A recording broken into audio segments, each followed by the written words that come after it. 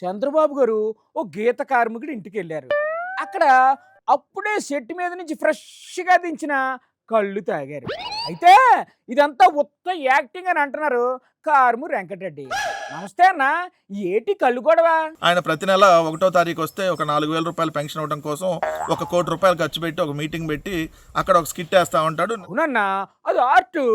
అందులో బాబు గారు రాటు తేలిపోయారు. మొన్న నెల్లూరులో చేపల పులుసు చంద్రబాబు పులిహార స్కిట్ చూసాం మనం. ఎలా ఉందన్న స్కిట్? జబర్దస్త్ని మించి రక్తి కట్టించేటటువంటి కార్యక్రమం చేశాడు. ఈ వారం కొత్త స్కిట్ ఏం వేయలేదా? తునిలో తాటి కళ్ళు తీయగుంది పుల్లగుంది అనేటటువంటి నాటకం చంద్రబాబు నాయుడు గారు వేశారు. ఎలా ఉందన్న ఈ కొత్త స్కిట్? తాటికల్లి తాగుతూ తునిలో ఆ స్కిట్ ను పండించాలని చూశాడు గానీ మరి పండలేదా స్కిట్?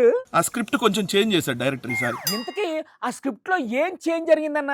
సో ఇక్కడ చూస్తే తాటి చెట్టు ఎక్కి కళ్ళు తీసి అతను దిగుతాడు. అవును, బకెట్ లో కళ్ళు నింపుకొస్తాడు. కానీ ఆ బకెట్ లో కళ్ళు చంద్రబాబు నాయుడు గారు తాగడు. ఆయన తాగిన కళ్ళు ఎక్కడియి? అక్కడ ఆల్రెడీ ముందే పెట్టి ఉంటది, ఏది తాటాకులో కళ్ళు పోసి. అదైనా తాగారా ఆయన? దాన్ని అటు తీసుకొని వస్తాడు, టేస్ట్ చేస్తున్నట్టుగా నటిస్తాడు, తాగడు. టేస్ట్ చేసి ఏటన్నారు బాబు గారు? కానీ బా తీయగా ఉంది, లేదు పుల్లగా ఉంది.